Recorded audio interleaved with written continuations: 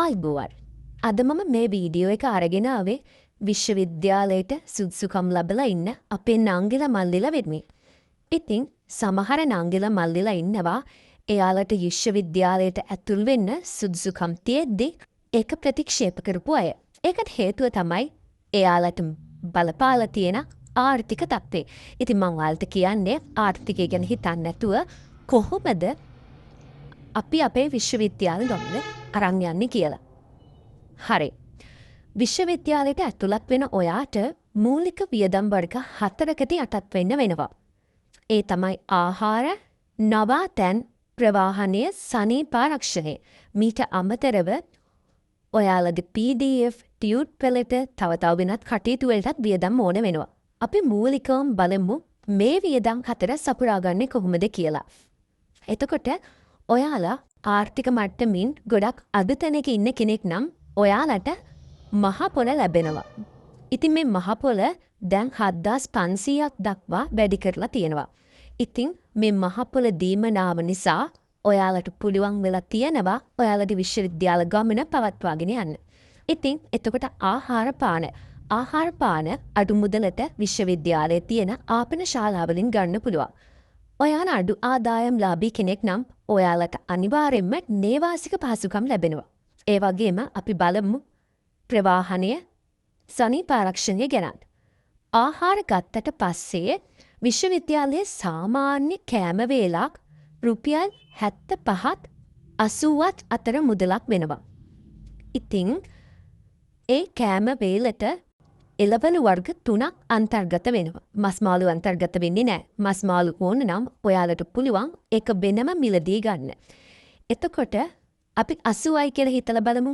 අපි 80යි කියලා හිතලා බලලා දවසට 3 වේලක් ගානේ දවස් 30ක් පත් කෑවොත් ඔයාලගේ වියදම එනවා රුපියල් 7200ක්.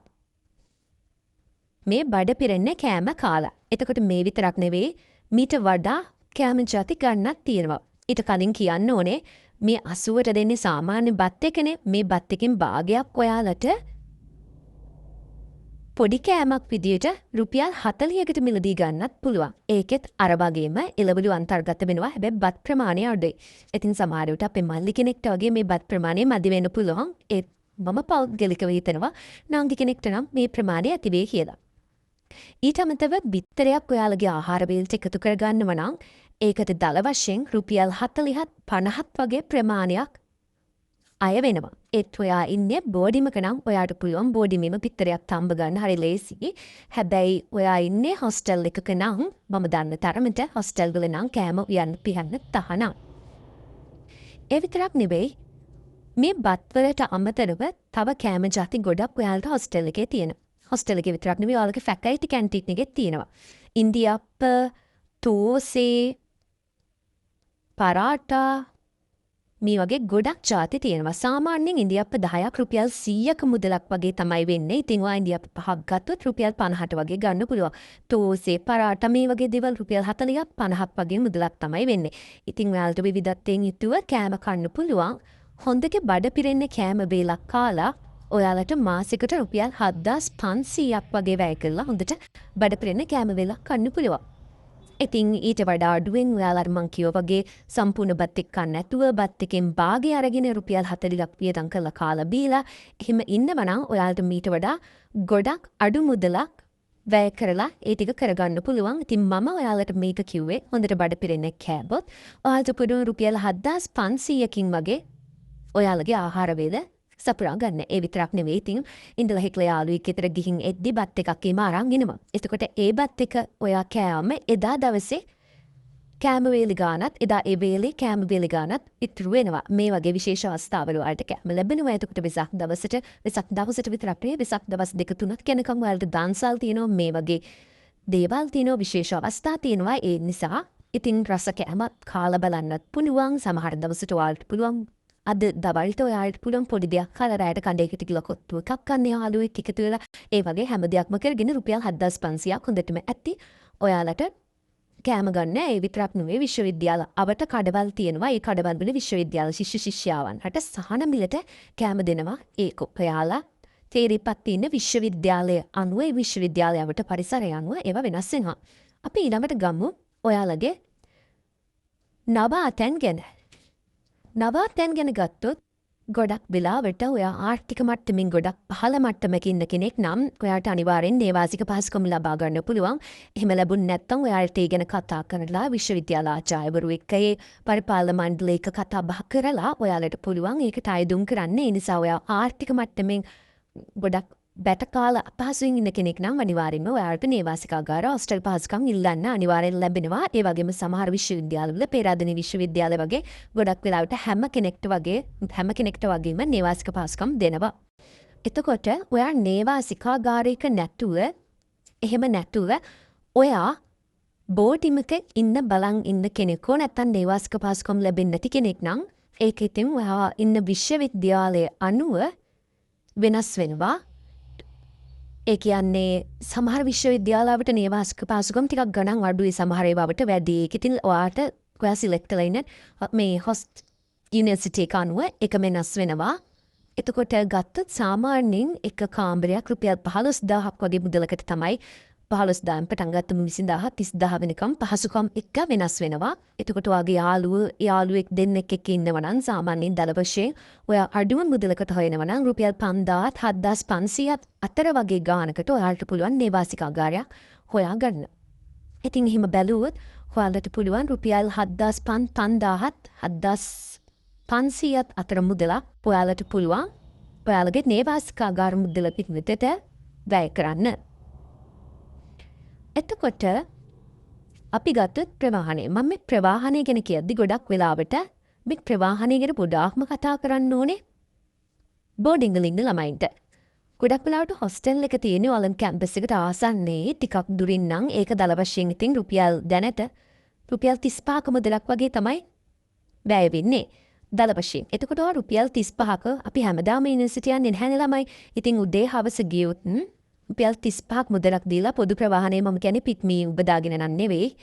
අපි දවස් 20ක් ගියා කියලා හිතමු. දවස් 20ක් ගියොත් ඉතින් දල වශයෙන් ඔයාලට මේ සඳහා වැය වෙනවා රුපියල් 1400ක මුදලක් වගේ ඉතින් වැය වෙනවා ඔයාගේ ප්‍රවාහනය සඳහා. ඉතින් ඒකත් අපි ඔයාලගේ මුළු එකතුවට දාගමු. මොකද ඉතින් සමහරලාට පයින් යන්න හරි අමාරුයි. ඉතින් ඔයාලට පයින් යන්න පුළුවන් නම් එන්නටත් හොඳයි පයින් යන්න උත්සාහ කරන්න. එහෙම නැත්නම් බස් එකේ යන්න පුළුවන්. ඉතින් පික්මේ උබර් ඒ වගේ දාගෙන කැබ් එකක් දාගෙන ගියොත් නම් මේ ගාණ ගොඩක් වැඩි වෙනවා. ඉතින් එහෙම යන්නේ ආර්ථික ප්‍රශ්නයක් නැති කෙනෙක්. එතකොට යාට මේ වීඩියෝ එක මම මේකින් දෙය අදාළ වෙන්නේ නැහැ. ඊළඟට ගත්තොත් අපි සනීප ආරක්ෂක කටයුතු ගත්තට පස්සේ ගෑනු ළමයිකත් කතා කරොත් එයාලට කොහොමත් අත්‍යවශ්‍ය දේවල් ටිකක් තියෙනවා. ඒක අපි කතා කරේ නැති වුණත් ඒකට යම් මුදලක් යනවනේ. ඉතින් ඒ වගේම පිරිමි ළමයි ගෑනු ළමයි හැමෝටම ඉතින් සබන්, washing powder, tooth paste, tooth brush මේ වගේ දේවල් ඕන වෙනවා. මේ හැම දෙයකටම සහාය කෙනේ. අපි ටූත් පේස්ට් එකක් ගන්න ඕනේ නැහැ, මාසෙකට එකක් ගන්න ඕනේ. එහෙම නෑ නේද? දරවශී ඉවරුනාම තමයි ගන්නෙ. මේකට ඉතින් අපි ඒ නිසා වියදම මාසෙට රුපියල් 1000ක වගේ මුදලක් දාමු මේ සනීප ආරක්ෂක කටයුතු වලට. එහෙම ගත්තොත් ඔන්න දැනට අපි ගමු ඔයා ගොඩාක් ආර්ථික පීඩනයකින් ඉන්න කෙනෙක් නම් ඔයාට අනිවාර්යෙන්ම නේවාසිකාගාර පහසුකම් ලැබිලා තියෙනවා. ඒ නිසා දැන් ඔයාට නේවාසිකාගාර පහසුකම් ලැබිලා තියෙන නිසා නවාතැන් ගැන හිතන්න දෙයක් නැහැ. ආහාරවලට ඔයා 7500ක් දාලා තිනවා. හොඳට බඩ පිරෙන්න කන්න පුළුවන්. ප්‍රවාහනෙට 1400ක් දාලා තියෙනවා. මේ ප්‍රවාහනට දාලා තියෙන මුදල වෙනස් වෙන්න පුළුවන් හේතුව ඒ කියන්නේ ඔයා ගෙදර යනවා නම් සතියන්තේ මේකට තව ඇඩ් වෙන්න පුළුවන්. අපි එහෙම නෑ කියලා උපකල්පනය කළා කරේ. එතකොට සනීප ආරක්ෂක කටයුතු රුපියල් 1000ක් දැම්මම 9900ක් වගේ ඔයාට මාසෙකට දල වශයෙන් රුපියල් 10000ක් ඕන වෙනවා මේ මූලික අවශ්‍යතා ටිකට. එතකොට ඔයා හොඳට කාලා බීලා හැමදේම කරගෙන මහ පොළොත් අරන් ඉන්න කෙනෙක් නට ගෙදරින් රුපියල් 2500ක් කිව්වත් ඔයාට හොඳටම ප්‍රමාණවත් වෙලා තියෙනවා. මීට අමතරව මම කතා කරන්න කැමති PDF ඒ වගේ දේවල් ඔයාලට දෙනවා නම් print out දාගන්න පුළුවන්කමක් තියෙනවා. දාගන්න විශ්වවිද්‍යාල ඇතුළත සහනදායි මිලට print out දාන්න පුළුවන් හැකියාවක් තියෙනවා. ගන්න පුළුවන්. ඒත් එහෙම නැත්තම් ගොඩක් වෙලාවට laptop එකක් තියෙනවා නම් අවශ්‍යතාවයක් ඇත්තෙම නැහැ. soft copy පාවිච්චි කරන්න පුළුවන් soft copy එක.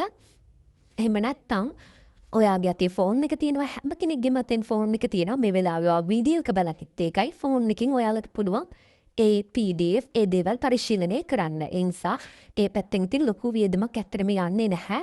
මොකද අසයින්මන්ට් ඒවා තියෙන නිසා ඉතින් ටැබ් එකක් ලැප්ටොප් එකක් වගේ එකක් ඔයාලට ස්ටුඩන්ට් ලෝන් තියෙනවා ඒ වගේ ඒවා හරහා හරි ගත්තම ඒවට යන වියදම ගොඩක් අඩු වෙනවා. ඊට අමතරව ඉතින් යාළුවෙක් අපිට ට්‍රිප් එකක් යනවා නම් අලුත් ඇඳුමක් ගන්නවා නම් ඒ වගේ දෙයකට ඔයා රුපියල් 5000ක් තියාගමු. රුපියල් 5000ක් තියාගමු. මේ හැම දෙයකටම එහෙම ගත්තොත් රුපියල් 15000 හොඳටම ප්‍රමාණවත් වෙනවා.